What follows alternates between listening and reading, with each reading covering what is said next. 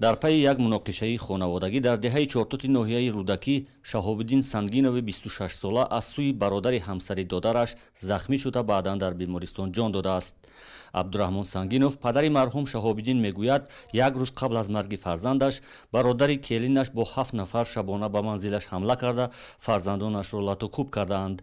Муноқиша бо ин хатм нашуда, рӯзи дигар фарзандашро дар манзили яке аз хешовандонаш дар деҳаи Чимтепа бо корд захмӣ кардаанд.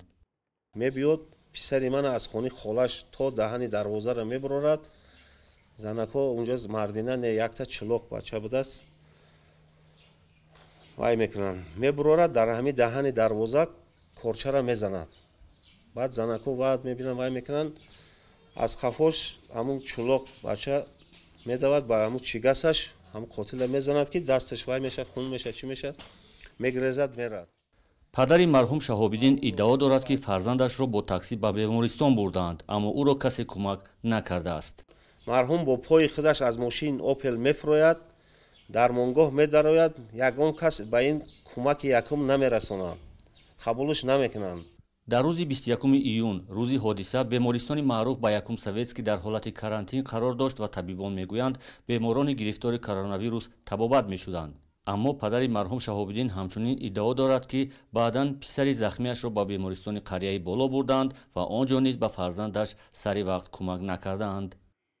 ягон кас дар ҳамин қараболо ҳам специалистон набуданд. ду-се кас омад ҳамин хел дровардан оператсиони ва ман коғаз доданд ки равед лабораторияе ки тарафи Славянский дай хун биёред, ина ташхис кунед. то мо ташхис кардем, то чӣ кардем ки бо 207 сомонда ман капелу чи аз аптеки ҳам даруни ҳам қараболо харидам, овардам. 2 минут пас биромад ҳамун одам гуфт ки писартон гузашт. вале ин иддаои падари марҳум Шаҳобиддинро табибони навбатдори бемористони қарияи боло бепоя хонда ҷузъиёти дигари воқеаро пеш меоранд.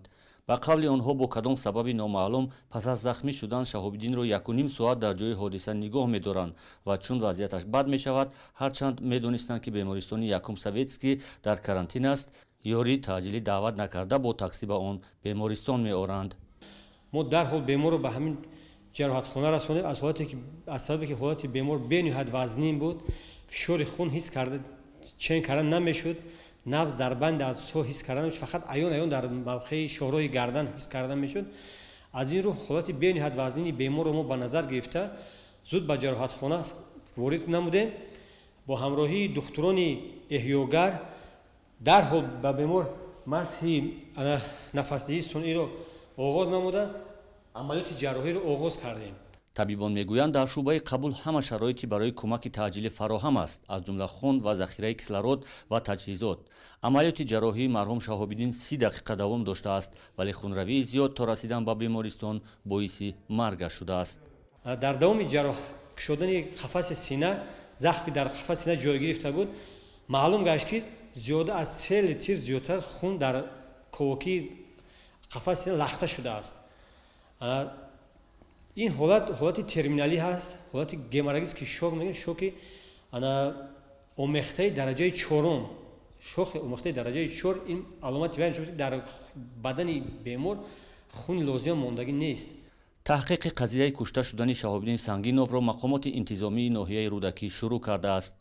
нафари гумонбар дар қатли Шаҳобиддин боздошт шуда, чанд нафари ҳамроҳи ӯ зери назорати мақомоти минтақавии милиса қарор доранд.